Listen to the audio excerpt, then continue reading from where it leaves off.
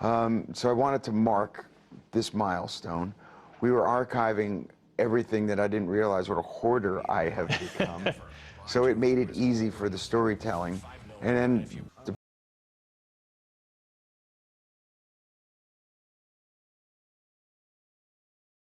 I'm not afraid to show emotion. It's just that we typically hadn't had the platform for it. To have led one of the world's most successful bands, to have a 40-year run doing that, that doesn't happen by accident. What has it required of you? I love what I do, but it's hard work. It's like anything else. You know, it's your craft, but it's also your passion. And then by being true to who and what you are, which was important early on, and to remain true to that, you evolve as a man and as a writer, and people come along for that ride. And you found success early, in your early 20s. How were you able to grapple with megawatt fame so early in life? I can't tell you that I could write the book on it, but in truth, probably our upbringing, where we were from, the time in which we were born, family. The band could close the door and say, "Do you believe what just happened?" You know? So a lot of that, you know, was living the life. You talk in the docuseries about one of your biggest musical influences, Bruce Springsteen. I didn't realize until watching this that you actually played with his band when you were in high school? He jumped up on stage with my band when I was Well, that's even better. He played with your band when you were in high school. How has your relationship evolved since then? Well, obviously, it's something that I treasure. He's so many millions of people's hero, but growing up 25 miles away from that Jersey Shore scene where he made it famous, and then Southside Johnny followed up in those footsteps, those were guys that not only I could look up to, who were 12 and 13 years older, but they made the impossible seem very possible because they were, in essence, right outside your window. And now our relationships, of course, are bonded for, you know, ever, because we've become very close. Well, as I mentioned, this docuseries focuses on the band's setbacks, and you mentioned your vocal cord surgery. It was April of 2022. Right. You were performing in Nashville. You came off stage and realized you might not ever be able to perform live again? Well, it's not that I couldn't. It was more of a decision that maybe I wouldn't. I tried everything I could. There was something happening, but a picture couldn't show it to you. When a singer has something like a nodule, it's in essence a pimple on a vocal cord. You can see it visually. I wasn't having that. What I was realizing that one of my vocal cords was atrophying. And after a lot of holistic and praying and anything I could do, including going out on the road to try to beat it into shape, I'd come to the conclusion that I needed to find the right surgeon, and I did. And there is no Bon Jovi without you and your voice. What did that feel like to potentially have the thing that you love to do taken away from you? The truth is, I hadn't had to think about that because I've always been in the process of getting to the recovery. The new album is proof that the surgery has worked.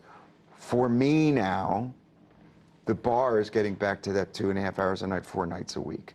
So that's the process that I'm in now. The docuseries also features your former guitarist, Richie Sambora, who you described as your perfect foil. What do you mean by that?